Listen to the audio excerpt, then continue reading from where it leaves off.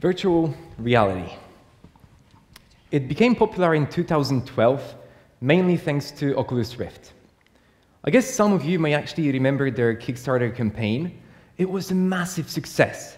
And also, what's really interesting is they managed to successfully fulfill all, they delivered the actual working devices to all the backers who gave enough money. And this is actually when that was the first time when most people managed to experience virtual reality. And due to the success and the incredible popularity of VR, there were lots of cheap alternatives introduced. And one of the first ones was Google Cardboard. And as the name says, it was actually a piece of cardboard that you just fold according to a manual. And then you put your phone inside, and you've got your VR headset. So that was really amazing. And also people found ways to create quite cheap content. So we had those portable, mobile 360 cameras. So you could just shoot a 360 video, and that would be experienced in VR. And also, there were lots of small, simple experiences, like a really popular roller coaster ride. That was really fun. But true, really engaging virtual reality, an immersive one, requires much more than this. It's hardware, which is expensive, and also producing content, this kind of content, is much more costly than it is to shoot a simple 360 video. So due to the fact, not many people actually managed to experience true virtual reality. We know the simple ones, we know just a bit of it, but we don't see the full potential. And also because of the fact, there's lots of misconceptions about virtual reality. First one is, we think this is something new, right? And no, sorry.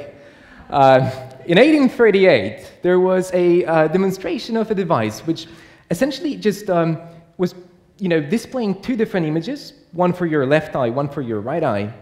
And what was interesting is that essentially, the brain was able to reconstruct a three-dimensional representation of the image from just two separate flat images. And that was, the birth of stereoscopy.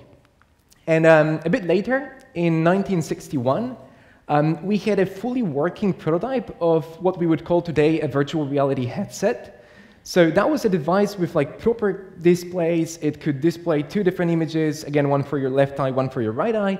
And also, what is nowadays required for virtual reality, it also tracked the motion of your head. So it was no longer just staring straight forward. It was also being able to look around. That was pretty cool. And a few years later, there was actually a full virtual reality kit available, which didn't only consist of a virtual reality headset, but also of gloves, like VR gloves, so you could use them to interact with the environment. So it was no longer a passive experience. Instead, you could actually become part of it, and you could interact with it. Another thing, when we think about virtual reality, a lot of us say, well, people will get addicted to this. I'm absolutely sure. And, well, this is maybe not necessarily a misconception, because that might be the case, but just think about what you can get addicted to. Sugar, for example, is one of the most addictive substances worldwide. There's so many people addicted to sugar, you don't even believe. And everything essentially just lies in education. If you're a kid, this is your parents' responsibility. They should tell you what's good for you and what's not. If used responsibly, TV is not harmful to you. Food is not harmful to you. We all need to eat. It's just that the extremes are not good for you. And if you're an adult, you probably already have this, intuition, which you use every day. So you know what's good for you. And you shouldn't be worried about virtual reality. But what's really most interesting to me, and hopefully to you as well, is what really is virtual reality? And when most people hear the word VR, they instantaneously just see the goggles. And well, that's true. At least for now, you do need the goggles to experience virtual reality. But it's not just about the device. What we should see when we hear the word virtual reality is actually all the potential all the applications that it brings. It's not just how we experience it, but what we can do with it. And actually, let me just bring you back a couple years ago, maybe a few more than a couple years ago. So the same thing was, like, there was radio one day, and suddenly television was invented. So what did we do with it? What was the first type of content that appeared on TV? Well, so what we saw back then was mostly musicals, it was news. So this is the kind of content which works perfectly well on a radio. You pretty much don't need anything else, and it's almost just like, people saw, okay, we can put, vision there. So yeah, let's put a camera in a radio station and that's it. So this is the natural consequence, like we're trying to adapt things to the new medium instead of reinvent things and think outside of the box. And who would think back then, like, how can you experience TV? What are the true possibilities? Like, would anyone think back then that you can have television on demand like we have nowadays? Or, for example, how you watch TV? Like, does it have to be just sitting on a sofa? No, it can be, for example, watching it on a fridge. Well, I'm not sure how practical it is, but it is possible, and like, no one would think about it back then. And about the content. Again, most of us thought, yes, we need a camera, we need to shoot the content. Well, actually, you can also have content produced by computers, you can have animations, and that's equally fine for TV. But it really took many years until people saw all the true potential of television. And this is exactly where we are now with virtual reality. We need to see its full potential. And what we do instead, quite often, unfortunately, is we try to adapt. So film for virtual reality, it's still being shot with cameras which are just slightly modified on top of the cameras that are used for normal cinema. And they are displayed, if you're lucky, they will be stereoscopic, so you can see, proper 3D. But you can't really feel part of the movie. It's not like you're in it. You can't really walk around it. It's like, it really feels like someone just stuck a really good, 360 TV around your head. So it's still not amazing. And what do we do with games? Sometimes we experience them, again, just a slightly improved way on top of what we could do with a regular gaming console. So we have the goggles, but we still use the controllers, which you know from all the gaming consoles out there. So it's adapting the content instead of inventing new ones, bespoke for virtual reality.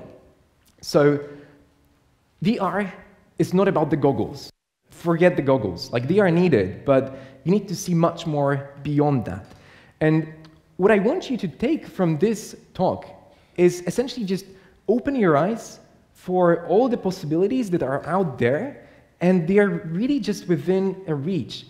It's a matter of maximum a few years when the equipment becomes like truly available to everyone. So it's going to be truly awesome, and let me show you why.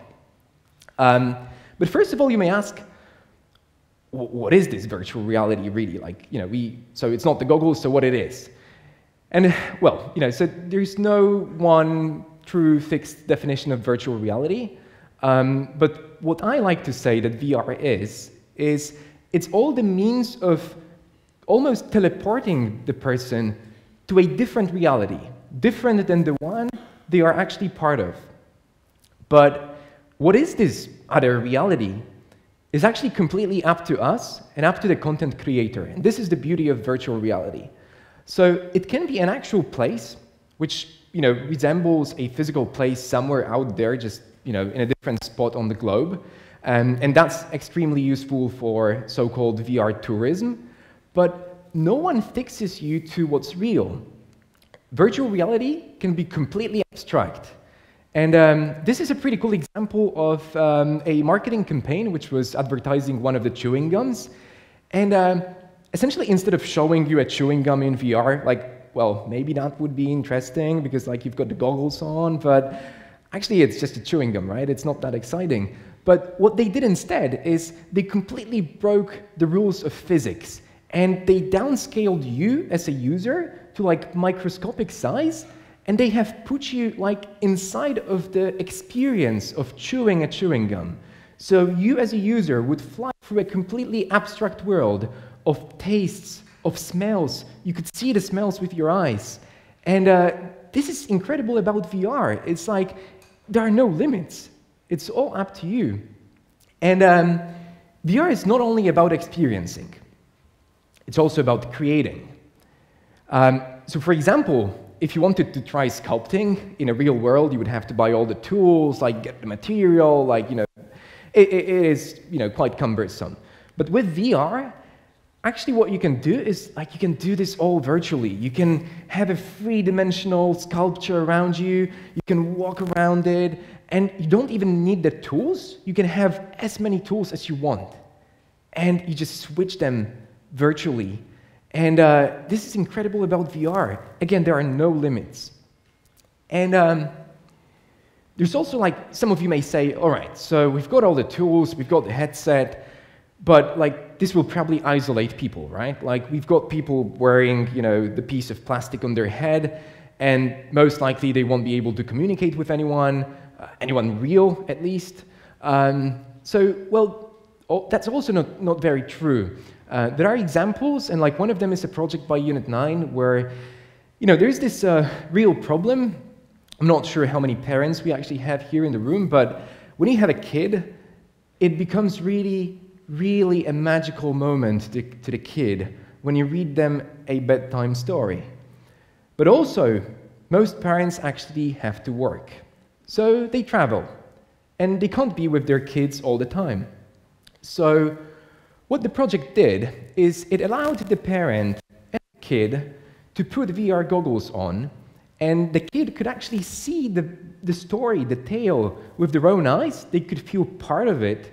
But what's most important is the mother's voice, even though she was like really far away, potentially in a different country, was transmitted like similar way to Skype, for example, so using voice over IP, to the kid. So the mother would read the bedtime story from a different place, while the kid can actually see all the tale with their eyes. So that's bringing people together with virtual reality, not bringing them apart. And what also fascinates me personally about virtual reality is its potential in education. So I guess you may remember what it was back in like primary school, when you would learn about the universe, or at least about our solar system. So, the teacher would come, they would give you the books, and they would tell you, the universe or the solar system is so big, it's just like enormous. And you would see it on a piece of paper, and you would think like, actually, it's not that big. But with VR, you can do much more than this. You can become part of that reality. You can travel between planets, even faster than the speed of light. I guess, how many of you heard that the speed of light is like non-breakable? Well, in VR it is. You don't have any physics like that you have to apply. So you can travel between planets, but also what could be fun for kids is you can again break any laws, and you can, for example, throw planets around, and you can see how they explode together. You can actually understand and feel part of everything that you're being taught about. So teaching and learning doesn't have to be just mentioning facts. It can be experiencing things. And also, virtual reality can solve many issues with data analysis. So you've got, for example, the stock market. There are people who analyze lots of data. It's usually bar charts. It's staring at graphs. And with virtual reality, the thing which is probably obvious to you right now is that you can show this in 3D, which is already quite cool. It's an extension, but you can do, again, much more than this. And let me show you something interesting. So I'm not sure how many of you already knew this, but human's brain is actually extremely plastic. What it means is that it's greatly built of a uniform matter, and it's true there are like parts of the brain which specialized in, say, seeing or hearing or taste, but you can reprogram the brain. You can do almost whatever you want with it. And there are examples, and it actually works. Blind people can see with their tongues. The way it works is that they have a camera mounted on their head, and the image, which is, well, it is quite low resolution, but it is converted to electrical current, like a really subtle one, which is applied to their tongues. So essentially, you can imagine like where you would have a white pixel, like, you know, kind of projected onto your tongue, like the impulse is a bit stronger, and like where it's black, like there's no impulse at all. And actually, people are able to learn to see with their tongues within as little as 20 minutes. And this really inspires me as a person who actually creates things for virtual reality to push the boundaries further. And what about making people part of the data? What if the data is all around them? If we present them in a completely different way, which is not possible on a paper? What if we don't even explain to people what this data means in the very beginning, but they just intuitively learn it? And their brain actually has really high chances of learning the new format, even though no one told them how to do it. This is exactly the same thing as seeing with your tongue. And because that brought us to a bit, you know, more three-dimensional context, let me just bring you back for a moment to video. So I mentioned we still use the same cameras as we do for regular film, more or less, and it's not amazingly interesting. But actually, you can also innovate those things. So, like one of, you know, pretty well-known companies, they created a camera which does something completely different. What it does is it actually captures a light field of the environment. So it will analyze the rays of light coming into the room, how they bounce off surfaces, how they travel. And by knowing this, they can actually understand the exact shape of the three-dimensional environment around them as a video, and like what's behind objects as well. And this technique has been demonstrated at one of the conference recently, where essentially you could see an experience. They actually did a live demo on the stage. You could become part of a film. That film was not just stereoscopic, so it was not about feeling the depth. You could actually walk slightly around things. You could see how the parallax changes. You could see what's behind the barrel, for example. And this is true virtual reality. This completely, you know, makes you feel like you're part of it. I can tell you it's amazing. It's unbelievable. And if you can make people believe that they are part of something else, this also can have other applications. For example, there's lots of people who are scared of heights. And I guess if you told them to walk outside of the window on a wooden plank and look down, they would probably just die of heart attack before they even go out. But with virtual reality, you can try to convince them. It's still scary, but it is possible.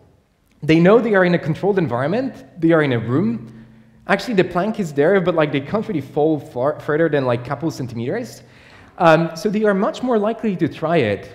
But you know, what they feel when they are part of this virtual world is actually truly believable. So they are much more likely to fight their phobia with VR than if they did it normally in real life. And there's lots of social experiments going on with virtual reality. Some of them are really mind-bending. Like a small introduction to this would be an experiment which was called gender swap. So you've got two people sitting backs to backs, woman and a man. They wear virtual reality headsets with cameras, like head-mounted cameras. But their video feed is swapped. So the male sees what the girl sees what the man sees. And also, just to improve the feeling a bit, they were instructed to follow the same choreography. And they really feel like they are like inside of the body of the different person. And actually, like it's got really far-fetched consequences. I'll tell you about one in a sec. But before that, let me even tell you about an extension to this project. And this is a pretty crazy stuff. It's from my friend Yifei Chai, who's an innovation architect and a creative director. And he conceptualized and did a prototype of a project which was called Pretender. And it essentially requires two people. One is called the controller, one is called the avatar. And you do the same thing with like swapping the video. Well, actually the avatar is the poor guy who doesn't see anything. So it's just about the controller seeing what the avatar sees. But then there's something else going on. the avatar puts on a suit with electrodes plugged to the muscles. So when the controller actually moves, when they raise their hands, for example, the avatar can't resist. His hands are being lifted because a small electrical current is applied to their muscles, contracting them. So essentially, you can force the other person to move the same way you do. And it can be really scary, but essentially what it does is you can truly jump into the body of a different person and not only see what they see, but also control their body. So, the border between actually, being that person is really thin then. And again, it might seem really, really scary, but there is something called in psychology as virtual empathy. And this happens when you spend a lot of time impersonating someone else in a virtual environment. This was previously known from computer games, and this actually applies even significantly better and much more to virtual reality. What it means is that if you become another person in a virtual life for some time, you are quite likely to start introducing their character traits in real life, in your real life. So, for example, scientists have started wondering what would it be if, for example, we put an obese person in the pretender suit to jump into the body of a slim girl. And potentially what would happen is after spending lots of time in the body of a slim, pretty girl, the overweight person would start adapting healthy behavior in a real life. That's incredible. So you can cure things which are really difficult to solve with virtual reality. And so my goal is for you to understand two things, actually. First of all, it's don't be scared about virtual reality. It's awesome. And it can be applied in lots of different places, from education to business to data analysis, pretty much everything that you think about. But there's one more important thing that I would like you to take from this talk. It's regardless what you do in your life, if you're a scientist, if you're a dentist, if you're a mother, try to innovate. Don't adapt the things we already know. Because times change, we've got new technologies, we've got new conditions, and it's not about following the same patterns we already know. It's about inventing new things which can actually push the society forward. Thank you.